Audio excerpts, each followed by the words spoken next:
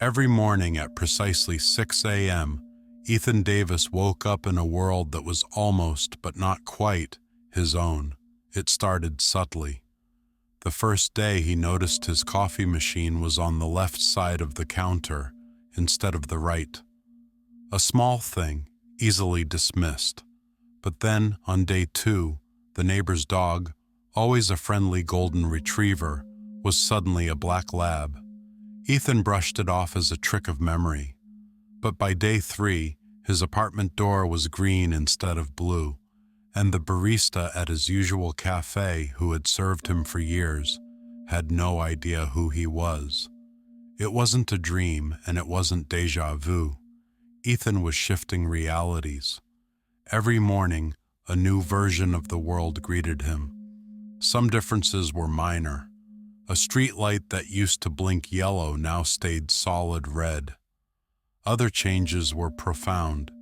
His mother, who had died 5 years ago, was suddenly alive and well in one universe, while his best friend had never existed in another. His job remained somewhat consistent, same office, same desk. But sometimes his co-workers were different people, as if they had been swapped out in the night. The first few weeks were terrifying.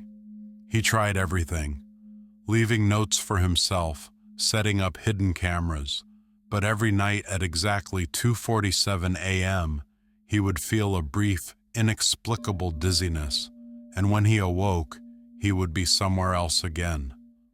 No technology seemed to cross over with him. Any message he left on his phone was gone by morning, and even writing on his own skin would vanish overnight. The only thing that remained constant was himself. He was Ethan Davis, same age, same memories, same life story, except that life kept changing. Eventually he learned to adapt. He kept mental notes of details he could quickly confirm each morning: his address, his parents' status, his friendships. Some worlds were better. In one, he was married to a woman he had never met before, but instantly felt a connection to, as if the universe had finally put him where he was supposed to be. In another, he was a famous musician, his fingers instinctively knowing how to play songs he had never learned. Some realities were worse. In one, the entire city was under martial law, and the streets were patrolled by armed soldiers enforcing a curfew. In another, the sky had a sickly green hue, and people spoke in hushed whispers about the event that no one would explain. But the worst worlds were the ones where he didn't exist at all. Twice, he woke up in an apartment that wasn't his, where his possessions were gone and strangers occupied his home. Both times, he had barely escaped before the police were called. He realized that in some versions of reality, Ethan Davis had never been born. He began to wonder, was he the only one? Were there others like him, waking up each day in a different strand of reality? Was there a way to stop it? He scoured forums and conspiracy websites, looking for patterns, hints, anything that might explain his condition. That's when he found the journal, a cryptic, anonymous blog that described, down to the last eerie detail, his exact experience.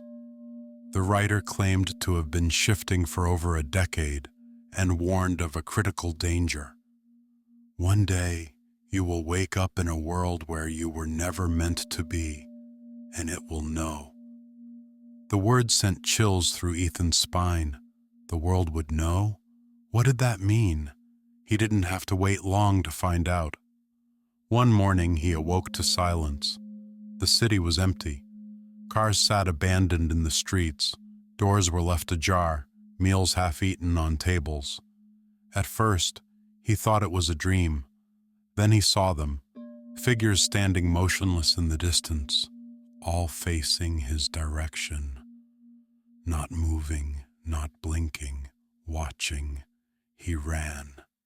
As he turned a corner, he saw one of them up close, a featureless humanoid shape, its skin like a smoothed-out mask of human flesh.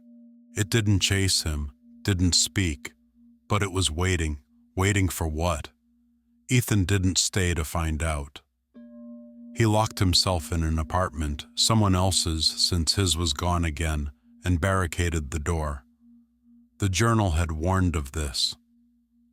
If the world realizes you don't belong, it will try to correct the error. Ethan was an error, and now something was trying to erase him. He stayed awake as long as he could, but eventually exhaustion took him. When he woke up, he was in another new world, but this time, something was wrong. The differences were too subtle, too few. It was like the world was trying to fix itself, to stop shifting, to trap him in a reality where he could no longer tell if he had ever left. The memory of the empty city haunted him. He couldn't shake the feeling that those beings, whatever they were still out there, watching, waiting for him to slip up, to wake up in the wrong place again. And then what? Would they correct the mistake? Would he vanish forever? He no longer knew if he was running towards something or away from it. But one thing was certain. Tomorrow, when he woke up, the world would change again. And one day it might change in a way that he could never escape.